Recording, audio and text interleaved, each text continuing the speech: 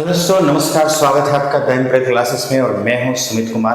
आज हम लोग देखेंगे कि आज का महत्वपूर्ण करंट अफेयर प्रश्न कौन कौन सा है। तो देखिए यहाँ पे दिया हुआ है कि डस्टलिक संयुक्त सैन्य अभ्यास भारत और किस देश के बीच शुरू हुआ है ना। डस्टलिक संयुक्त सैन्य अभ्यास भारत और किस देश के साथ या किस देश के बीच शुरू हुआ है। तो ऑप्शन है आपके सामने कजाकिस्तान, उज्बेकिस्तान, अमेरिका और जापान। तो यहाँ पे आपका आंसर हो जाएगा उज्बेकिस्तान, है ना। उज्बेकिस्तान के साथ जो है हमारा भारत जो है प्रयास कर रहा है यहाँ पे। और हमेशा आप ध्यान रखिएगा, कोई भी सैन्य अभ्यास जो होता है वो अपने सैन्य ताकत को बढ़ाने के लिए, वो अपने सैन्य क्षमता को इम्प्रूव करने के लिए, ताकि इस क्षमता को हमेशा के लिए बनाए रखा जा सके, इसलिए अभ्यास किया जाता है। तो अभी फिलहाल ये भारत और उज्बेकिस्तान के साथ ये हो पाया है, ठीक है। चलिए, तो नेक्स्ट प्रश्न हम लोग देखेंगे। दूसरा प्रश्न है कि लक्षद्वीप में शाखा खोलने वाले, देखिए लक्षद्वीप जब से मोदी जी वहां पे डुबकी लगा के आए हैं तब से प्रसिद्ध ही है, तब से कोई ना कोई न्यूज आते ही रहता है। तो लक्षद्वीप में शाखा खोलने वाला देश का पहला निजी बैंक कौन बना, ठीक है। अब वहाँ पे देखिए बैंक भी अपना शाखा ओपन कर चुका है वहाँ पे, ताकि भाई अब वहाँ पे लोग जा भी रहे हैं, पर्यटन भी हो रहा है, तो एटीएम की ज़रूरत पड़ेगी, मनी ट्रांसफ़र की ज़रूरत पड़ेगी, एक्सचेंज मनी की ज़रूरत पड़ेगी। तो आखिर कौन सा बैंक है वो, तो यहाँ पे आपको ध्यान देना होगा HDFC, है ना। HDFC बैंक ने जो है लक्षद्वीप में अपना वहाँ पे सबसे पहला ब्रांच ओपन किया है, ये बात आपको ध्यान में रखना पड़ेगा। तो इसका उत्तर हो जाएगा आपका लक्षद्वीप। लक्षद्वीप जो है वहाँ पे लगभग 36 छोटे छोटे द्वीप हैं और इसकी राजधानी आपको पता है कवारती, ठीक है। चलिए अगले प्रश्न की तरफ बढ़ते हैं हम लोग। अगला प्रश्न है कि जनकपुर धाम सांस्कृतिक महोत्सव 2024 का आयोजन किस देश में किया गया है। तो देखिए जनकपुर धाम जो है ये सांस्कृतिक महोत्सव किस उपलक्ष्य में किया गया है। तो अभी आपको पता है कि हमारा नया साल है ना, 1 अप्रैल को जो है नया साल नए वर्ष के रूप में जो है मनाया जाता है।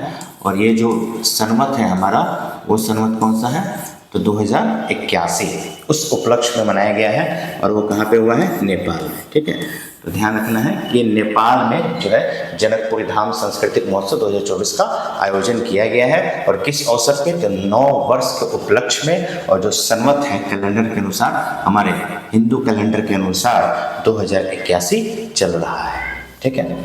चलिए अगला प्रश्न देखते हैं हम लोग।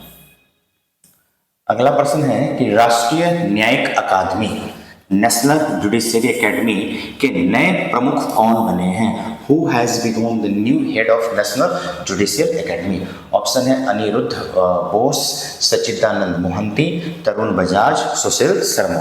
ये तो फैक्चुअल क्वेश्चन है और आप लोग पेपर में पढ़े भी होंगे।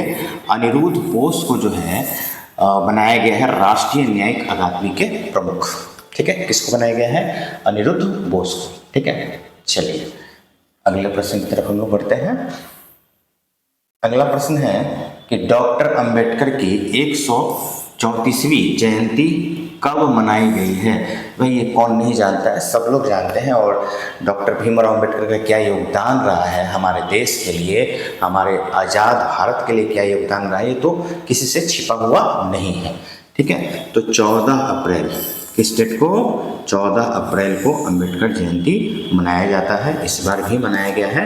और ख़ास करके जो संविधान निर्माता के रूप में डॉक्टर भीमराव अंबेडकर को याद किया जाता है, उसके पीछे भी बहुत सारा उनका योगदान है। सिर्फ कहने में आसान लगता है कि संविधान निर्माता, लेकिन इसके पीछे उन्होंने कितना मेहनत किया है।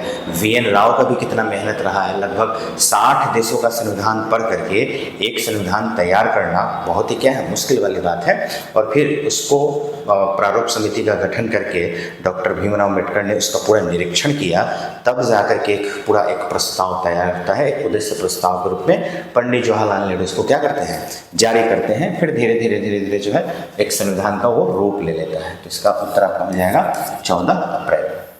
चलिए अगला प्रश्न देखते हैं हम लोग। अगला प्रश्न है कि विश्व का सबसे बड़ा हाइब्रिड रिन्यूएबल एनर्जी पार्क निर्माण किस स्थान पर किया जा रहा है। World's largest hybrid renewable energy park is being constructed in which places, ठीक है। तो आपके पास ऑप्शन है यहाँ पे सूरत, अहमदाबाद, खेवड़ा और गांधीनगर। तो गुजरात में तो किया ही जा रहा है, लेकिन गुजरात में कच्छ का ही एक डिस्ट्रिक्ट है जिसका नाम है, मतलब खेवड़ा नामक स्थान है, वहीं पर किया जा रहा है। ठीक है, और देखिए ये जो एनर्जी पार्क है, ये एनर्जी पार्क फ्रांस की राजधानी आप लोग पेरिस का नाम सुनेंगे, उस पेरिस का जितना एरिया है, जितना क्षेत्रफल है, उससे बड़ा ये पार्क है। सोचिए तो कितना स्पेस होना चाहिए। ठीक है, तो ऊर्जा फिर से वहाँ पर रिसाइकल किया जा सके, इस चीज़ के लिए इसको स्थापित किया गया है। तो कहाँ है, ध्यान रखिएगा, खेवड़ा। और ये खेवड़ा कहाँ है, तो गुजरात में है। गुजरात के भी किस जगह पे, कच्छ नामक जगह पे। ठीक है, चलिए अगला प्रश्न की तरफ चलते हैं। अगला प्रश्न है कि अंतरिक्ष की यात्रा करने वाले पहले भारतीय पर्यटक कौन बनेंगे। पहले भारतीय पर्यटक, यानी अब जो है भारत से लोग वहाँ पे टूरिज्म के लिए जाएंगे, घूमने के लिए जाएंगे, तो आखिर व्यक्ति कौन है। तो ऑप्शन है राकेश मोहन, संजय नायर, अतुल मेहरा और गोपी ठोटाकुड़ा।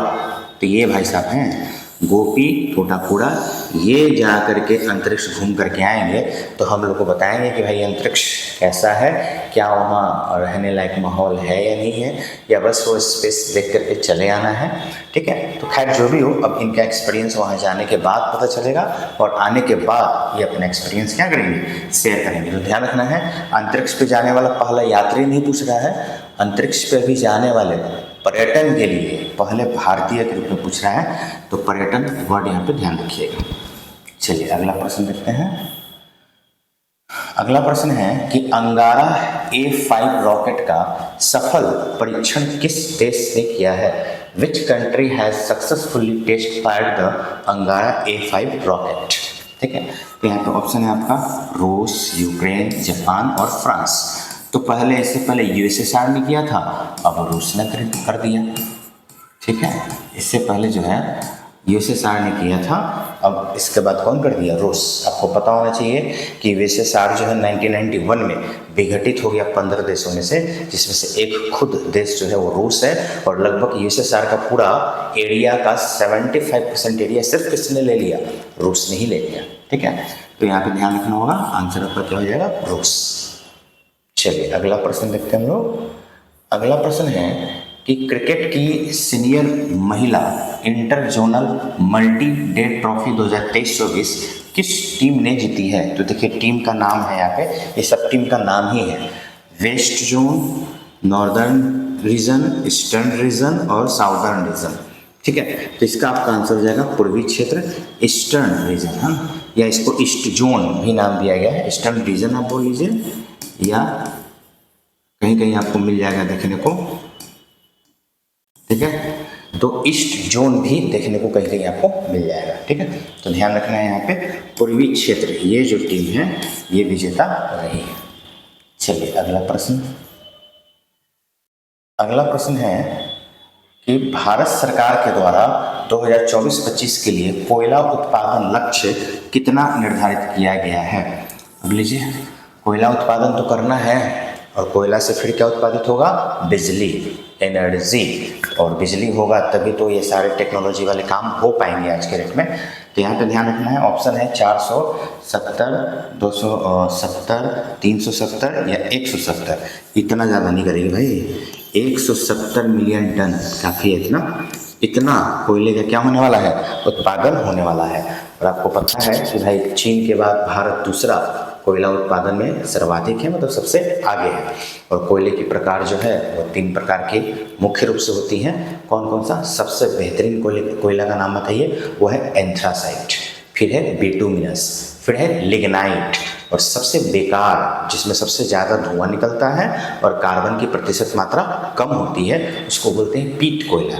तो पीट कोयला सबसे बेकार और एंथ्रासाइट सबसे बेहतरीन। ठीक है, हीरा और ग्रेफाइट ये क्या है, कोयले के कार्बन के अपरूप है, जिसमें कहीं ना कहीं उसकी मात्रा पाई जाती है। ठीक है, तो यहाँ पे ध्यान देना है आपको। टोटल ये 10 क्वेश्चन हो गए। इस 10 क्वेश्चन को आप लोग रिवीजन करते रहिएगा, अपने कॉपी में लिखते रहिएगा। फिर जैसा कि मैंने बताया था कि 1 सप्ताह 10 दिन का टाइम लगेगा, उसके बाद से और बेहतरीन तरीके से और डिटेल और आपको पूरा का पूरा एक PDF के रूप में आपके चैनल पे यानी मेरे चैनल पे अवेलेबल रहेगा, और आपको टेलीग्राम चैनल पे भी यहाँ पे अवेलेबल रहेगा, व्हाट्सएप चैनल पे भी अवेलेबल रहेगा, कहीं से भी आप इसको डाउनलोड कर सकते हैं। उसके बाद आप उस पेज से भी सिर्फ क्या कर सकते हैं, रिवीजन कर सकते हैं। तो फिलहाल के लिए इतना ही, आज के लिए धन्यवाद। फिर हम लोग मिलते हैं अगले वीडियो में।